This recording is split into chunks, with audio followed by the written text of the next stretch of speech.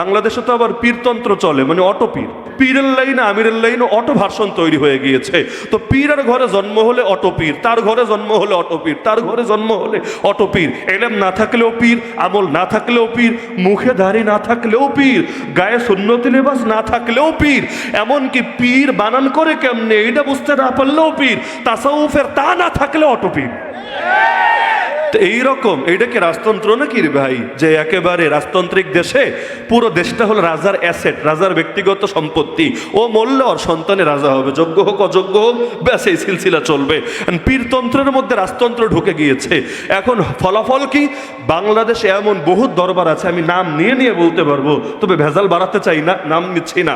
এমন বহু দরবার আছে যেখানে একসময় হকের আওয়াজ উচ্চারিত হতো, তাওহীদ এবং সুন্নাত প্রচার প্রসার হতো, কিন্তু এখন এই বংশানুক্রমিকভাবে খানদানিভাবে অযোগ্যদের হাতে, ভণ্ডদের হাতে পীরত্ব যাওয়ার কারণে পুরো দরবার বেদাত আর শিরিকের আখড়ায় পরিণত হয়েছে। তো এইরকম অটোগিরি বাদ দিতে হবে। আর অটো আবার কি, নূহ নবীর ঘরে যদি কেনান জন্ম নিতে পারে, বোঝেন? আরে দুনিয়ার সব পীররা এক পাল্লে উঠান, আর কোন একজন নবীর পায়ের ধুলারে এক পাল্লে উঠান, ওই নবীজির পায়ের ধুলার সঙ্গেও তো সব পীরের তুলনা চলে না। তা নূহ নবীর ঘরে যদি কেনান হতে পারে, সেখানে পীরের ঘরে যে ভণ্ড তৈরি হবে না, এই গ্যারান্টি তোরে কে দিয়েছে? তো পীরের পুত্র হলেই মাথায় তুলে নাচতে হবে, এগুলো কোনো কথাই না। তাহলে এই পীর সারা জীবন মানুষের মধ্যে দাওয়াত দিয়েছে কেন? ও খালি বংশের মধ্যে দাওয়াত দিত, লক্ষ কোটি মুরিদ বানাবে, কিন্তু পরবর্তী খলিফা মানে উত্তরসূরি হিসাবে যোগ্য কাউকে বুঝিয়ে না দিয়ে বলবে, আমার পরে গদ্দিনেশীন হলো আমার হালাল জাদা, মানে হালাল জাদা হওয়াটাই ওর বড় গুণ, যেহেতু ওর ঔরস থেকে জন্মেছে, সুতরাং বাকি সবাই থাকবে তার পায়ের নিচে, সে থাকবে সবার মাথার উপরে। এইরকম বংশীয় খানদানি পীরদের হাত থেকে নিজের ঈমান বাঁচাতে হবে। হ্যাঁ, এখন যদি যোগ্য হয় সেটা ভিন্ন আলাপ, যোগ্য হলে ভিন্ন আলাপ। হতে পারে না পীরও যোগ্য, তার ছেলেও যোগ্য হতে পারে কি না? আরে ভাই, পারে কি না? তাহলে আমাদের সমস্যার কিছু নাই, মাথায় তুলে রাখেন। এমন ব্যক্তিও আছেন, বাপও নবী, সন্তানও নবী, দাদাও নবী। ইউসুফ আলাইহিস সালামকে দেখেন, তার বাবার নাম কি? আরে বাবার নাম কি? ইয়াকুব আলাইহিস সালাম, তার বাবার নাম কি? তাহলে সন্তানও নবী, বাবাও নবী, দাদাও নবী। করিম ইবনু করিম ইবনু করিম। বাংলাদেশে দেখেন না, যেমন মাওলানা মামুনুল হক সাহেব শাইখুল হাদিস, মাহফুজুল হক সাহেব শাইখুল হাদিস, তাদের বাবা, আরে গোটা দেশ যারা এক নামে চেনে শাইখুল হাদিস, শাইখুল হাদিস আল্লামা আজিজুল হক। তাহলে পুত্রকেও আল্লাহ চমকে দিয়েছেন, বাবাকেও আল্লাহ চমকে দিয়েছেন, কিন্তু এইরকম কপাল তা সবার হয় না। শাইখুল হাদিসের ঘরে যা পয়দা হয়েছে, সবার ঘরে তো আর তা পয়দা হয় না। অনেক ক্ষেত্রে দেখা যায় বাপ হলো জামানার শ্রেষ্ঠ ওলি, সন্তান হলো জামানার সবচাইতে বড় বান্দর। নাম নিয়ে বলবো না, নাম নিয়ে বললে বহুত ভেজাল আছে, যারা আমাদের রক্তের সাথে গাদ্দারি করেছে, যাদের কারণে আমাদের আলেমদেরকে জেল পর্যন্ত খাটতে হয়েছে, আরে যারা নিজেদের ধান্দা অর্জনের জন্য গোটা জাতির সাথে গাদ্দারি করেছে।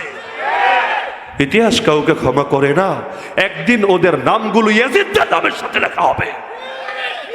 তা আল্লাহ তাআলা কাউকে কাউকে যোগ্যতা দিয়ে দেন, আল্লাহ গোটা খানদানকে কবুল করে নেন। মুফতি শফি রহমতুল্লাহ আলাইহি, তার সন্তান আল্লামা তাকি উসমানী, কিন্তু এই কবলকে সবার হয় নাকি? তো যদি যোগ্য হয় আমাদের আপত্তির কিছু নাই, কিন্তু অযোগ্য যদি হয়, খালি ঘরে জন্মেছে বলেই তারে মাথায় তুলে নাচার সুযোগ নাই। মনে থাকবে তো ইনশাআল্লাহ? হকের জন্য সবাইকে ছাড়া যায়, কোনো কিছুর জন্য হক ছাড়া যায় না। আমার পীর যদি দ্বীনের বাইরে চলে যায়, কারণ যে কোনো মানুষ মৃত্যুর আগে গোমরাহ হতে পারে, কি পারে না? রব্বানা লা তুজিগ কুলুবানা বাদা ইদ হাদাইতানা, আল্লাহ দোয়া শিখিয়েছে, আল্লাহ একবার হেদায়েত দেওয়ার পর আর ভুল পথে নিয়ে যেও না। তার মানে যাওয়া সম্ভব। তা আমার পীর, আমার উস্তাদ, আমার বাপ, এমনকি গোটা দুনিয়া যদি আল্লাহর বিপক্ষে চলে যায়, গোটা দুনিয়াকে ছাড়া সম্ভব, আল্লাহকে ছাড়া সম্ভব না। মনে থাকবে তো ইনশাআল্লাহ?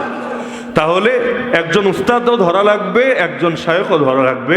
একজনের মধ্যে যদি দুইটা পান, আলহামদুলিল্লাহ, তার ইলমও আছে, তার আমলও আছে, ব্যাস তিনি আপনার উস্তাদ হতে পারেন, আপনার শায়খও হতে পারেন। যদি এমন হয় না একটা তো আছে আর একটায় কমতি আছে, তাহলে সমস্যা নাই। ফিতনার জামানা যতটুকু পান সেটাকেই গনিমত মনে করেন। ইলম শেখেন একজনের থেকে, আর আপনি আমল শেখেন আরেকজনের থেকে। ডাক্তারি ক্ষেত্রে আমরা কি করি? একজনের থেকে নাক কান গলার চিকিৎসা নেই, একজনের থেকে চোখের চিকিৎসা নেই, একজনের থেকে মেডিসিনের চিকিৎসা নেই, একজনের থেকে চর্ম বিষয়ের চিকিৎসা নেই। সমস্যার কিছু নাই, একাধিক জনের কাছে যাওয়া যেতে পারে, কিন্তু যাওয়া লাগবে, এটা মনে রাখতে হবে। পারবেন তো ইনশাআল্লাহ? আজকে শেষ পরামর্শ, যার কাছেই যান কেউ আপনাকে পথ চলে দিতে পারবে না, পথ দেখিয়ে দিতে পারবে। মুর্শিদ শব্দ শুনছেন না? মুর্শিদ মানে কি? যিনি পথ দেখান, পথ প্রদর্শক, পথ চলে দেন না। কেউ যদি কারো পথ চলে দিতে পারতো, আমার নবীজি অন্তত খাজা আবু তালেবের পথ চলে দিত। কারণ আবু তালেবের মৃত্যুর সময় নবী চেষ্টা চালাচ্ছেন, চাচা ও চাচা একটা বার খালি কালেমা পড়েন, দায়িত্ব নিচ্ছে আল্লাহর কাছে শাফাত সুপারিশ করবো আপনার জন্য। কুল ইয়া আম্মি কালিমা আশফা আলাকা বিহা ইনদাল্লাহ।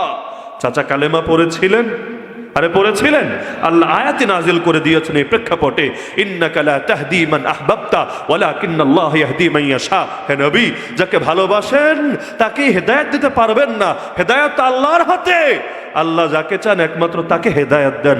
সুতরাং কোন পীর সাহেব অথবা কোন উস্তাদ সাহেব, কোন আলেম সাহেব তার শিষ্য হওয়া, তার শাগরেদ হওয়া, তার মুরিদ হওয়ার এই একমাত্র কামিয়াবি মনে করবেন না।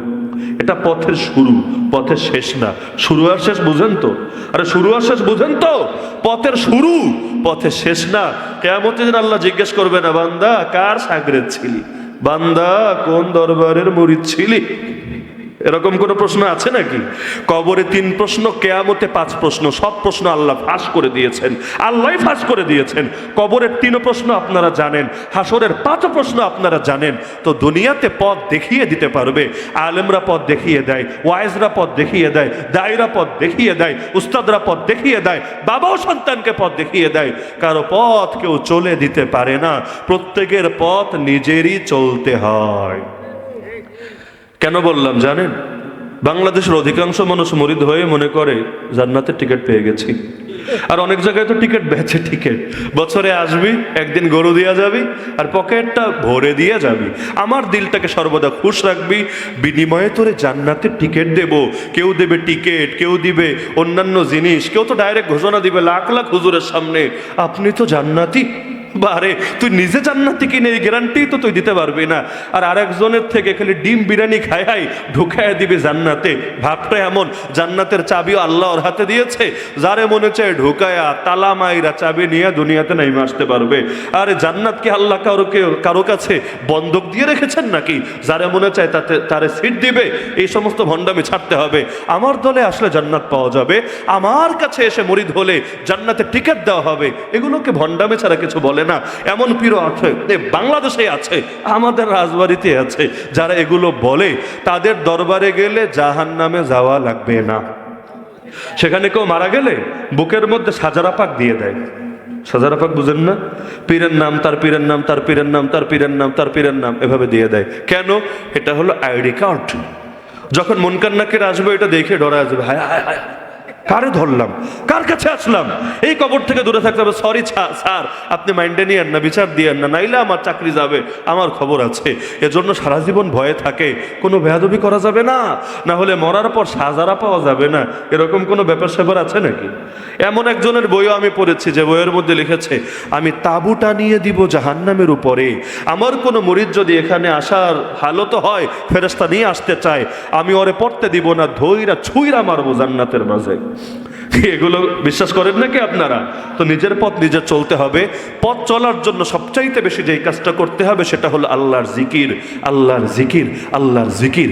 আল্লাহর জিকির না করে কেউ আল্লাহর ওলি হয় নাই, আল্লাহর জিকির না করে কেউ হেদায়েতের পথে চিরকাল অটল অবিচল থাকতে পারে নাই। যে জিকিরই হোক, সর্বোত্তম জিকির কোরআন তেলাওয়াত। যারা হাফিজ সাহেব আছেন আর কিছু লাগবে না, খালি কোরআন তেলাওয়াত, খালি কোরআন তেলাওয়াত, খালি কোরআন তেলাওয়াত করেন। এরপরে উত্তম জিকির হলো লা ইলাহা ইল্লাল্লাহ। কে না পারে এই কালিমা? জিকির করেন করেন করেন। জিকির করতে করতে যদি জিহ্বারে ভিজিয়ে রাখতে পারেন, আল্লাহ আপনার ডাইরেক্ট জান্নাতে দিয়ে দিবেন ইনশাআল্লাহ। জিকির যত বেশি করবেন, মুখ দিয়ে গুনাহের কথা তত কম হবে, গীবতের কথা, শিকায়তের কথা, মিথ্যা গান সব কিছু কম হবে। আর মুখ দিয়ে জিকির করবেন, হাত দিয়ে গুনাহ করবেন, এটা আপনার বিবেকে সায় দিবে না। তো জিকির এমন একটা আমল, অন্তরে ইখলাস আনবে, অন্তরে খুশু আনবে, গুনাহের পথ ছাড়া আপনার জন্য সহজ করবে। সুতরাং জিকির শুধু সাপ্তাহিক আর মাসিক বলে কথা না, হার হামেশা উঠতে বসতে চলতে ফিরতে যখনই কোনো জরুরতে নাই তখনই জিকির করতে হবে। মনে থাকবে তো ইনশাআল্লাহ? সর্বোত্তম জিকির কি? কোরআন তেলাওয়াত। হাফিজ সাহেবদের জন্য এর চাইতে উত্তম কিছু হয় না। হাফেজ যে হুজুর রহমতুল্লাহ আলাইহি, তার শান ছিল এটা। আমরা কারাগারের মধ্যেও দেখেছি, আগের বুজুর্গদের কথা রাখেন, বলবেন হুজুর ওল্ড ইজ গোল্ড, আগের যুগ ভালো ছিল, এই যুগ সব খারাপ। আমরা কারাগারে নিজেরা দেখেছি, অন্যদের শুনে শুনে বলা লাগবে না। আমার পাশের সিটে যেই হজরত থাকতেন, টানা 8 মাস পাশাপাশি বিছানায় থেকেছি। এমন কোন সপ্তাহ যেতে দেখি নাই যেই সপ্তাহে নামাজে দাঁড়িয়ে একাধিক খতম দেন নাই। দিন নাই রাত নাই, এমনকি রাত্রে ঘুম ভাঙলেও দেখি আল্লাহর বান্দা দাঁড়িয়ে আছে আর কোরআন পড়েই যাচ্ছে পড়েই যাচ্ছে পড়েই যাচ্ছে। হাফেজও হয়েছে জেলে, বাইরে না, হাফেজও হয়েছে জেলখানায় বসে। আর এত তেলাওয়াত এত তেলাওয়াত এত তেলাওয়াত, আমার জীবনে আমি দ্বিতীয় কাউরে দেখি না এত বেশি তেলাওয়াত করে। আর খালি শুকরিয়া আদায় করতে, আল্লাহ জেলে আনছে এটাও শুকরিয়া, কারণ বাইরে এত কোরআন তেলাওয়াতের সুযোগও পেতাম না। বয়স হয়েছে, আপনারা তো ছোট বয়সে হাফেজ হয়েছেন, আমাদের বলতো আপনাদের তো ইয়াদ ভালো থাকবে, আমরা তো বুড়া বয়সে হাফেজ হয়েছি, মেমোরিতে অত থাকে না। এই যে আল্লাহ জেলে রেখেছে এটাও বহুত শুকরিয়া। এই যে সারাদিন জপছি আর জপছি আর জপছি, আরে আল্লাহ যদি চান এও সিনে মাফ করে দিবেন ইনশাআল্লাহ। তাহলে কোরআন তেলাওয়াতের চাইতে উত্তম কি হতে পারে? একাধিক জন আছে, একাধিক জন। এই আপনাদের পাশেই তো বিবারিয়া, লাখাই শেষ হলেই তো বিবারিয়া। বিবারিয়ার একজন বক্তাও তো আছেন যিনি জেলখানায় বসে হাফেজ হয়েছেন। একজন তালিবুল ইলম আছে, জামিয়া নুসিয়ার ছাত্র, দাওরায়ে হাদিসও পড়ে নাই, কিন্তু জেলে গিয়েছে, লম্বা টাইম থেকেছে আমাদের পাশাপাশি রুমে। আমরা চোখের সামনে দেখেছি পুরো 30 পারার হাফেজ হয়েছে, আলহামদুলিল্লাহ। তো কোরআনের সাথে যে সম্পর্ক করতে পেরেছে, সিনার মধ্যে কোরআন ধারণ করতে পেরেছে, তার আর কি লাগে? যেই বুকে কোরআন থাকে ওই দেহ কখনো পড়বে না জাহান্নামে ইনশাআল্লাহ। তাহলে অন্তরে কোরআন ধারণ করার চেষ্টা করবেন তো ইনশাআল্লাহ। একটা আয়াত যদি নতুন শিখতে পারেন, যা পারেন তো পারেনি, নতুন একটা আয়াত শিখতে পারেন, এক আয়াত মানে একটা জান্নাত। একটা করে আয়াত পর, একটা করে উপরের জান্নাতে উঠতে থাক, আর একটা পর আর একটা উপরে উঠতে থাক। তো যত বেশি পড়বেন তত উপরের জান্নাতে যাবেন ইনশাআল্লাহ। সর্বশেষ যে আয়াতে গিয়ে থামবেন সেটা হবে আপনার জান্নাত। আজকে থেকে নেমে যান ইনশাআল্লাহ। যতটুকু পারি, পুরো 30 পারা না পারি, যতটুকু পারি কোরআনের সাথে সম্পর্ক করবই করব ইনশাআল্লাহ। রাজি আছেন তো সবাই? আল্লাহ আমাকে আপনাদেরকে সবাইকে তৌফিক দান করুন।